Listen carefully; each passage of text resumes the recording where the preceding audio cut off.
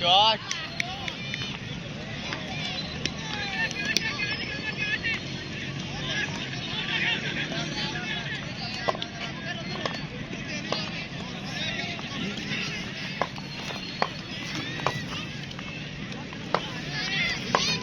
साथ में कमेंट्री करता यार, कोई भी बोलेगा। मेरे से बोला ही नहीं, पति साहब करेंगे। ताहर भाई ने 3 बॉलों पे 3 बाउंड्रियां कर लिया। अब ये चौथा बॉल भी बाउंड्री, 6 रन के लिए बाहर। 4 बॉलों पे पहली पे 4 बाउंड्रियां। और ये 5वां बॉल ताहर भाई फेस करते हैं। ओ अच्छा बॉल, स्लोअर वन था जो डाउन हो गया बॉल सीधा। 5वां बॉल ताहिर फेस करते हुए ये डायरेक्ट मिली और 4 रन के लिए। पहले ओवर में ताहिर भाई ने 26 को लगाया। अब ये दूसरा ओवर है। अली ने पहला बॉल पे 6 और बहुत ही बुलंद बाला छिका। दूसरा बॉल अली भाई फेस करेंगे और डायरेक्ट कमाल का 6। बहुत आला अली भाई का। अली भाई अच्छी बैटिंग कर रहे हैं आज। अली भाई तीसरा बॉल फेस करेंगे और स्लोअर वन वाइड बॉल। तीसरा अली भाई बॉल फेस करेंगे और फिर से 6।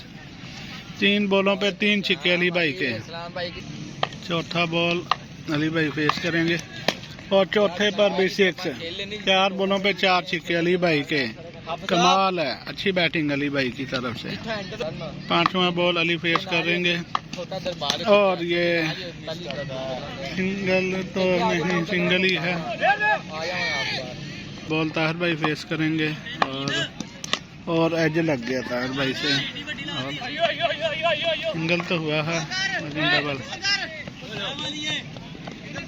तीसरे ओवर का पहला बॉल अली फेस करेंगे और एज लग गया, कैच।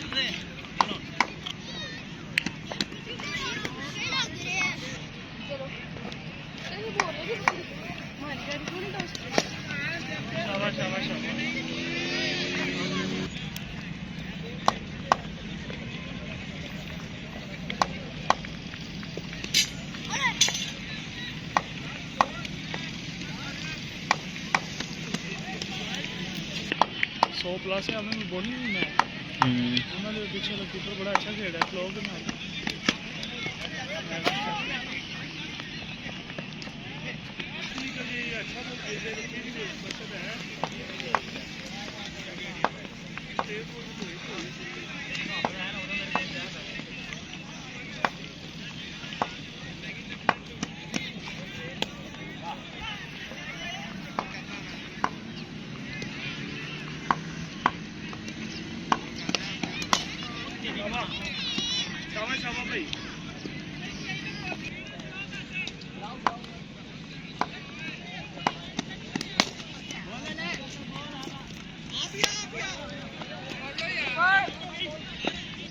भजो ताहर भाई भजो।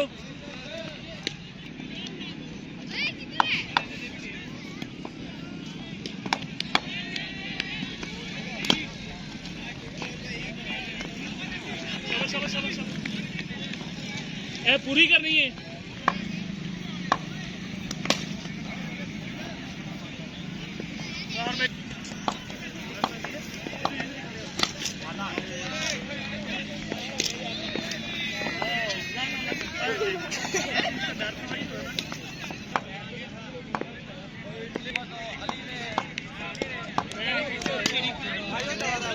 खुरम सिंगल हो, आजा आजा आजा आजा आजा।